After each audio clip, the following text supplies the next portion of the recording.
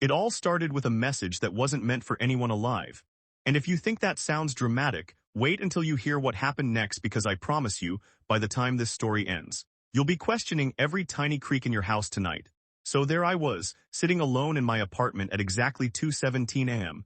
The kind of time where even your own thoughts start to feel like strangers. Scrolling mindlessly through my phone while eating leftover cold pizza that tasted like regret and poor life decisions.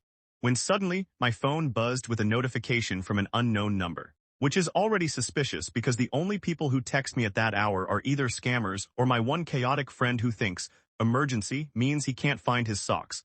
But this message was different. It simply read, "Stop looking behind you," and I laughed, actually laughed out loud like an idiot in a horror movie who clearly doesn't value their life. Because of course I wasn't looking behind me, I was alone, or at least I thought I was. So naturally, like every human being cursed with curiosity and zero survival instinct, I slowly turned my head and saw nothing. Just my dimly lit room with that one flickering bulb that I keep promising to fix but never do, which somehow made the whole situation feel even more suspicious.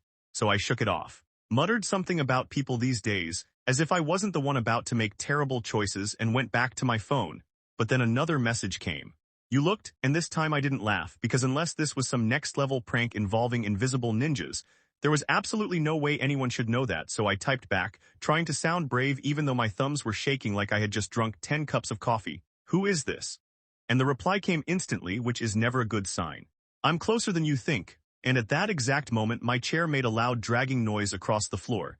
Except I wasn't moving. Which is when my brain decided to stop working properly and instead started playing every horror movie scene I've ever watched. All at once, in high definition with surround sound, and I froze, staring straight ahead, trying to convince myself that maybe it was just the building settling or a ghost with a gym membership dragging furniture for fun. But then, as if things weren't already bad enough, my TV turned on by itself, blasting static so loud I nearly fell out of my chair. And in the middle of that chaos, I heard something, footsteps, slow, deliberate footsteps coming from behind me, and let me tell you, there is no amount of bravery, logic, or motivational quotes that can prepare you for the sound of footsteps in a room where you are supposed to be alone. So I did the only reasonable thing a person in my situation could do. I grabbed the nearest object, which happened to be a half-eaten slice of pizza, and held it like a weapon because clearly if I was going to die, I was at least going to die confused and slightly greasy.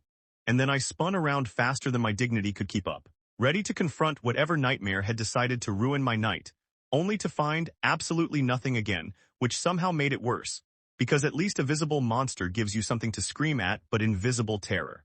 That's just rude, and as I stood there, heart pounding like it was trying to escape my body and file a complaint somewhere safer, my phone buzzed again, and this time the message said, "Turn off the lights," and I whispered, "No," out loud like the ghost could hear me and respect my boundaries. But then the lights flickered once, twice, and went out completely, plunging the room into darkness so thick it felt like it had weight, like I could reach out and grab it, and in that silence I heard breathing, not mine because mine had completely stopped at that point, but something else. Something slow and uneven right next to my ear, and I don't know what possessed me, maybe it was panic or maybe it was sheer stupidity. But I said, "Listen, if you're here to kill me, can you at least wait until I finish my pizza?" And for a moment there was silence, and then this is the part that still doesn't make sense.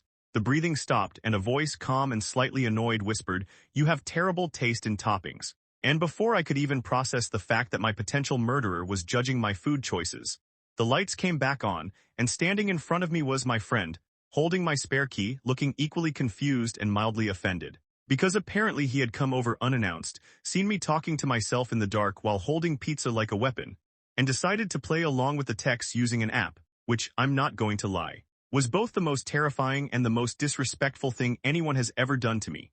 And as I stood there, trying to decide whether to hug him or throw the pizza at his face, my phone buzzed one last time, and we both looked at it, expecting another prank message, but instead it read, "He's not alone." And this time, neither of us laughed, because behind him, in the mirror on the wall, there was a figure neither of us could see in real life, smiling just a little too wide, as if it had been there long before the messages started, and would be there long after we stopped pretending this was funny.